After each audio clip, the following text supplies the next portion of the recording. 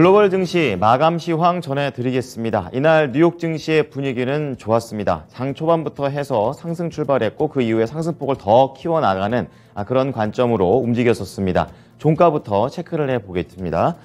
자, 이날 다우지수와 S&P 500 지수는 1% 이상 올라가면서 아주 안정적인 흐름을 보여줬고요. 특히 이날 나스닥 지수가 강하게 상승을 하면서 2.6%에 가까운 상승세로 거래를 마쳤습니다. 자, 이날 시장에 영향을 줬던 키워드는 세 가지입니다. 지표, 실적, 그리고 유가 관련된 내용이 되겠는데요. 자, 우선은 미국의 경제 지표, 최근에 계속해서 안 좋게 나오다가 간밤에는 비교적 긍정적인 부분들도 나와줬습니다. 지금 7월 비제조업 구매 관리자 지수가 나왔는데요. 공급관리협회 ISM 쪽에서 발표를 했고요. 56.7포인트입니다. 전달보다 개선이 됐고 예상도 상회했습니다. 신규 수주하고 고용이 모두 다 하락할 것이다라는 게 시장 전망이었었는데 이거를 상승으로 모두 다 전환시키면서 이날 투자 심리를 장 초반에 긍정적으로 만들어주는 역할을 했습니다. 물론 7월 서비스 구매 관리자 지수 S&P 글로벌에서 발표한 지수는 안 좋았습니다. 서비스업 경기가 2년 만에 위축으로 접어든 그런 경기를 보여줬었는데요. 그럼에도 불구하고 좋은 지표 쪽으로 시장은 무게중심을 옮겼습니다. 자, 우리 2분기 미국의 실적들 계속 나오고 있습니다. 워낙에 눈높이가 낮았던 만큼 실적 발표가 날 때마다 웬만하면 좋게 나오고 있고 이러한 좋은 흐름들은 주가의 상승에 한몫을 하는 그런 패턴으로 계속 보여주고 있습니다. 자, 이날은 신용카드 쪽에서는 페이팔이 호실적을 냈고 긍정적인 전망을 발표했습니다. 이것 때문에 대부분의 기술주들의 투자 심리가 같이 개선되는 그런 역할을 했고요. 그리고 제약주 쪽에서도 호실적이 나왔는데요. 특징주 때도 보겠지만 CVS, 모더나, 길리언스 사이언시스까지 모두 다 호실적을 낸 종목들은 강하게 상승을 했습니다. 그리고 마지막으로 운동복 쪽에서는 언더아머가 예상치를 상회한 매출세를 보여주게 되면서 이날 운동복 관련된 종목들도 좋은 흐름이었습니다. 자, 그리고 오펙 플러스 쪽에서 9월에 이런 증산과 관련된 합의 내용을 밝혔습니다. 하루에 10만 배럴 증산을 하겠다라고 얘기했는데 산유량이 전달에는 65만 배럴씩 증산을 한다고 얘기를 했었습니다. 근데 그게 10만 배럴밖에 증산이 안 되기 때문에 이 증산의 폭이 많이 줄어든 내용을 발표를 했습니다. 바이든 대통령이 사우디까지 쫓아가서 증산해달라고 얘기를 했는데 이번 외교는 실패했다라는 것이 시장의 분석들이 되고 있습니다. 부족한 원유 시장에 도움이 안 된다라는 시장의 분석까지 나오게 되면서 이날 유가는 부진한 모습을 보여줬습니다. 이어서 섹터와 업종별 흐름 체크해 보겠습니다. 최근에 약세 흐름을 쭉 이어가다가 오늘은 또 강하게 올라갑니다. 섹터 평균으로 보게 되면은 0.6% 하락에서 1.5%로 올라갔습니다. 유일하게 에너지 쪽, 정유 관련된 종목들만 크게 좀 밀렸었고요. 대표적으로 IT, 경기 소비재 서비스 2% 이상의 강한 상승세를 보였습니다. IT 쪽에서는 하드웨어 쪽이 강세를 띄었습니다. 앞서서 말씀드린 페이팔의 실적이 긍정적인 영향을 띠면서 가장 강하게 이 중에 올라갔고요. 그리고 경기 소비재 쪽에서는 리테일, 소매 쪽 관련된 업종들이 강세를 띄었습니다. 인테리어 쪽에서는 로스스토어, 그리고 대형 유람선 소비 쪽과 관련해서는 지금 카니발 코퍼레이션 같은 이런 종목들이 전반적인 강세를 띄워줬습니다. 자, 이어서 종목별 흐름으로 조금 더 자세하게 넘어가 보겠습니다. 자, 이날 대부분의 종목들이 긍정적인 모습을 보였습니다. 유가만 이렇게 빨간불 켜면서 하락을 한 거고요. 우선 IT하고 반도체가 강했습니다. 오늘 국내 증시에서도 기대해 볼 만하지 않을까 좀 생각이 드는데요. 우선 성장주 쪽에서는 대형 IT입니다. 증권사 시티그룹 쪽에서 지금 매수 추천 의견을 냈던 종목들이 상당히 나와줬습니다. 특히 이날 메타 플랫폼스 5.3%, 아마존이 4% 이렇게 강하게 올라가게 되면서 매수 추천이 뜬 종목들은 특히 더 이렇게 올라가는 흐름을 보여줬습니다. 그리고 전기차 쪽으로 넘어와 보시면 테슬라가 2.2%, 특별한 소식은 없었고 어제 말씀드렸던 이 주식 분할과 관련된 호재 영향이 지속되는 흐름이었습니다. 그리고 그 밑에는 전기차하고 그리고 기존의 차량 내연기관 차량을 만드는 포드하고 GM이 있는데요. 지금 포드 쪽에서 7월 자동차 판매가 급증했다라는 소식을 발표했습니다. 이제 그렇게 되면서 두 종목 모두 다 강세를 떼줬습니다. 3% 이상의 흐름을 보여줬었고요. 그리고 이날 또 성장주 중에서 게임주를 좀 체크해 봐야겠는데요. 어제 국내에서도 게임주가 강했습니다. 이날은 이제 일렉트로닉 아츠라는 게임 회사가 좀 강하게 움직였었는데요. 지금 FIFA와 관련된 게임이 매출이 굉장히 잘 나왔다고 합니다. 그렇게 되면서 뭐 액티비전 블리자드나 그리고 다른 종목들까지 동시에 끌고 올라가면서 미국 증시에서도 게임주의 이런 호실적이 좋은 역할을 했습니다. 자, 두 번째로는 반도체 넘어가 보겠습니다. 필라델피아 반도체 지수, 이날은 좀 상승하면서 거래를 마쳤습니다. 그런 만큼 투자 심리가 좋았고요. 지금 제조업체 쪽에서는 AMD를 제외하고는 전부 다 상승하는 흐름이었고 장비는 모두 다 강세를 띄었습니다. 우선 AMD가 안 좋았던 거는 실적 전망이 안 좋았습니다. 그렇게 되면서 혼자 1.2%가량 하락을 한 내용이 되겠고요. 나머지 종목들은 비메모리, 메모리 상관할 것 없이 거의 다 올라갔습니다. 마이크론 테크놀로지, 웨스턴 디지털 전부 다 메모리 관련된 종목들인데요. 2%를 전후한 강한 상승세를 보여줬고요. 엔비디아 같은 경우에도 거의 2%에 가까운 흐름을 보여줬습니다. 장비주 쪽에서는 어플라이드 머티리얼즈가 3.8%로 제조업체보다는 역시 장비업체가 더 강한 흐름을 보여줬습니다. 미중 갈등이 좀 더 확산되지는 않을 것이다라는 분석도 나오고 있고 거기에 더해서 이 반도체 지원법이 미국에서 통과됐다는 소식이 계속해서 호재로서 작용을 합니다. 자, 밑으로 내려와 보시죠. 금융 체크해 볼 텐데요. 금융주 흐름도 뭐 좋았습니다. 우선은 금융주 쪽에서는 대표적으로 페이팔이 가장 강했습니다. 9% 이상 올라가게 되면서 지금 전체적인 성장주와 기술주까지도 이런 영향을 좋게 펼쳐내는 그런 모습이었었는데요. 실적이 잘 나온 거고요. 또 은행주 쪽에서는 전반적으로 큰 종목들이 2에서 많게는 3%의 강세를 보였습니다. 이날 제임스 블러드 연은 총재 계속해서 이 매파 위원들의 강한 금리 인상 발언들이 이어졌습니다. 어제도 나왔고 오늘도 나왔기 때문에 시장에 미치는 영향력은 제한적이었다라고 볼 수가 있겠는데요. 근데 은행주 입장에서는 금리 인상하는 게 좋으니까 상승을 했습니다. 자, 중간으로 넘어와 보시면 헬스케어 있습니다. 우리나라에서 이제 제약바이오 쪽이 되겠습니다. 호실적 종목들이 강세를 띄었던 그런 하루였었는데요.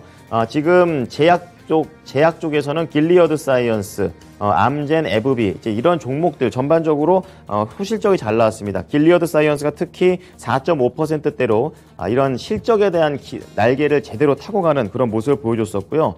그리고 의료보험 서비스 쪽에서는 CVS 헬스케어가 있습니다. 이날 6.3% 올라가면서 실적에 대한 영향 받았고요. 신약개발 쪽에서 모더나 그리고 리제네론 이런 종목들도 긍정적인 내용들이 나오게 되면서 올라갔습니다. 특히 모더나는 이날 15% 이상 급등했었는데요. 자사주 매입 발표까지 나오면서 이날 추가 상승했습니다. 자, 이 밖에 태양광 쪽에서는 최근에 좀 강세를 좀 보여주고 있다가 일부 기업들이 부진한 실적을 냈고 거기에다가 상승에 대한 차익까지 나오게 되면서 하락을 했습니다. 실적이 부진했던 기업은 솔라엣지였습니다. 19% 큰 폭으로 밀렸고요. 나머지 종목들은 한 1% 정도대의 약세 흐름으로 거래를 마쳤습니다. 자, 이어서 특징주 체크해 보겠습니다. CVS 헬스 조금 더 자세하게 보겠습니다. 매출이 806억 4천만 달러, 그리고 주당 순이익 2.40달러 모두 다 예상치를 상회했습니다. 특히 이 약국의 매출이 좋았다고 하는데요. 이 약국의 청구 건수가 늘어났고 거기에다 전문 약국을 잘 성장시킨 효과를 봤습니다. 그리고 지속적인 약값까지 개선을 하게 되면서 이날 CVS의 이런 실적을 좋게 나오게 하는 재료가 됐는데요. 이날 굉장히 장대 변동성이 좀 있긴 했었지만 그래도 양봉을 만들어내면서 100달러에 안착하는 흐름이었습니다. 자, 두 번째로는 또 다른 제약바이오 쪽 길리어드 사이언시스가 되겠습니다.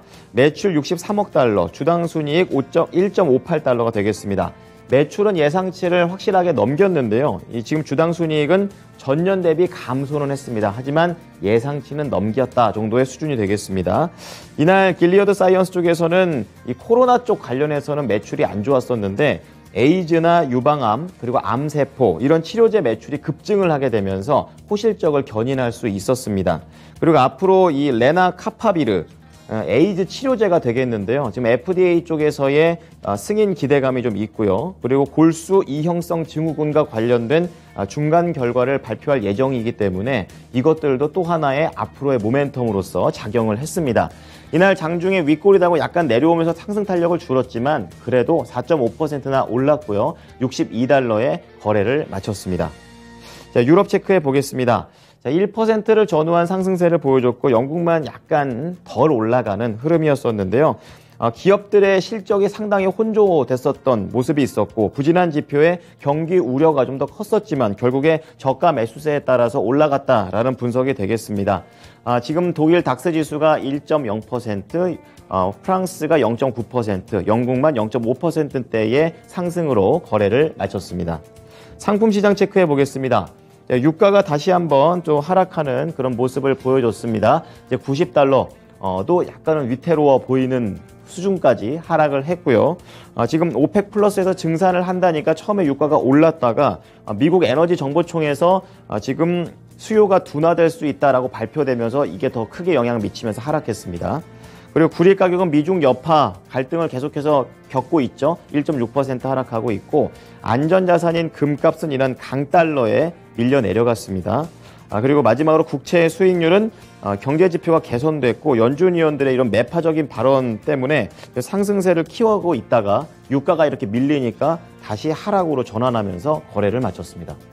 자, 이어서 미국 현지 연결해 보겠습니다. SH인베스트먼트 김선영 연구원입니다. 연구원님 안녕하세요. 네, 안녕하십니까. 네, 이날 뉴욕 증시에서는 에너지 관련된 종목들 빼고 전반적으로 분위기가 좋았습니다. 일제히 3대 지수 상승을 했는데요. 세부적인 재료도 어떤 게 있었습니까? 예, 개선된 경제지표와 주요 기업들의 호실적에 힘입어 오늘 뉴욕 증시는 3대 지수가 모두 1.3에서 2.6%의 강한 오름세로 보였습니다. 미국 경제의 70% 이상을 차지하는 서비스업 지표가 7월 중 예상을 상회하면서 경기 침체에 대한 우려가 다소 감소한 데다 미국 최대 약국 체인점 CVS 헬스를 비롯해 바이오 업체인 길리어드 사이언시스, 게임 업체 일렉트로닉 아츠, 스타벅스, 백신 업체인 모더나, 결제 업체 페이팔 등 주요 기업들이 일제히 예상을 웃돈 2, 4분기 실적을 발표하면서 투자 심리가 개선된 하루였습니다. 또한 석유 수출국 기구 오페크와 오페크 플러스 산유국들이 9월 증산 규모를 10만 배럴로 축소했다는 소식에 국제유가가 오전 중 오름세를 보였지만 지난주 미국 내 원유 재고가 감소했다는 뉴스 이후 하락세로 크게 반전된 점도 시장에 긍정적으로 반영이 되면서 에너지 업종을 끌어내렸는데요. 조 바이든 대통령이 지난달 9.11 테러 유족들과 인권단체 등의 비판을 무릅쓰고 사우디아라비아의 실권자를 만나 증산을 촉구한 것이 어느 정도 효과가 있었다는 분석이 제기되고 있습니다. 말씀드린 대로 전미 공급관리자협회 ISM에 따르면 7월 미국의 서비스업 PMI 지수가 전달에 55.3보다 1.4%가 상승한 56.7을 기록해 시장 예상치였던 54를 상회한 것으로 나타났습니다.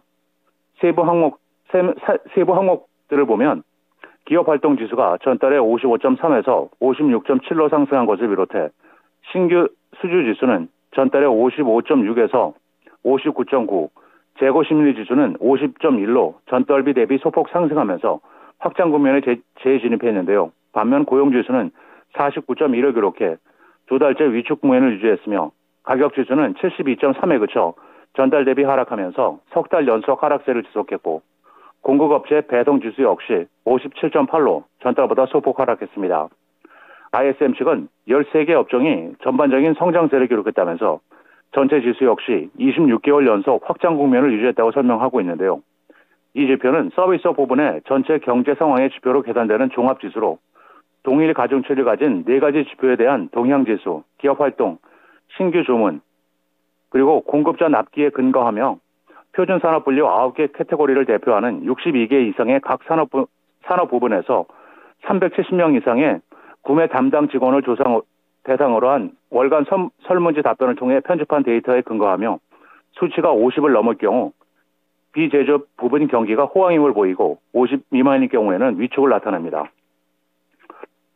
뉴욕 연방준비은행에 따르면 2, 4분기 미국의 가계부채 규모가 전분기 대비 2%가 늘어난 16조 1,600억 달러로 사상 최고치를 기록했으며 코로나19 팬데믹 시작 이전인 2019년 4분기 대비로는 2조 달러 이상 급증한 것으로 집계됐습니다.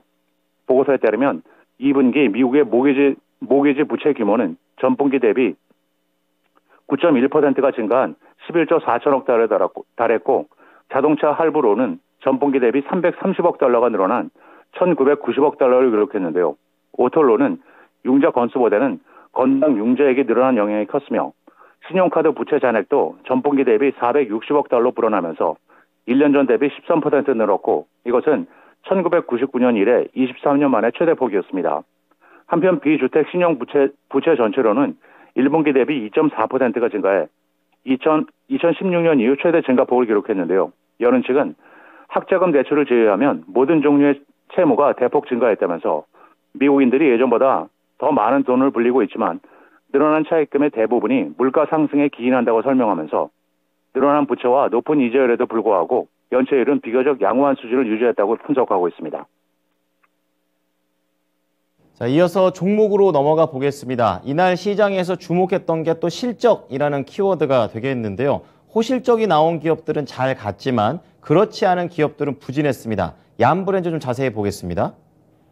예, 그렇습니다. 프랜차이즈 패스트푸드 업체인 얌브랜드가 부진한 실적 발표로 오늘 시장의 랠리에도 불구하고 주가는 2%가 하락해 119달러 82센트 거래를 마쳤습니다.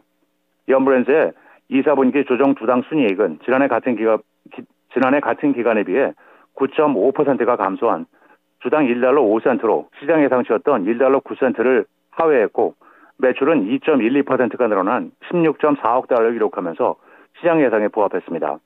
회사 측은 자사가 운영하는 KFC와 피자헛 모두 전 세계 동일 점포 매출이 감소했지만 타코벨은 판매에 호조를 보여 2, 4분기 브랜드별로 엇갈린 결과를 냈다고 전하면서 미국 시장을 보면 같은 기간 저소득 소비자의 소비 감소가 뚜렷해져 매출 확보에 어려운 시기였다고 밝히고 있습니다.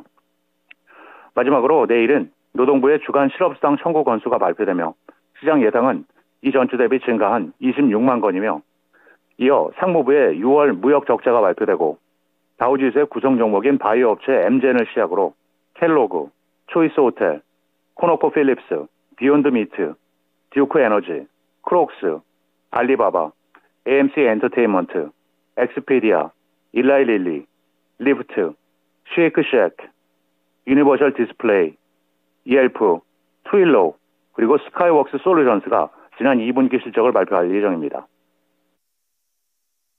지금까지 SH인베스트먼트 김선영 연구원이었습니다. 오늘 말씀 잘 들었습니다. 네, 감사합니다.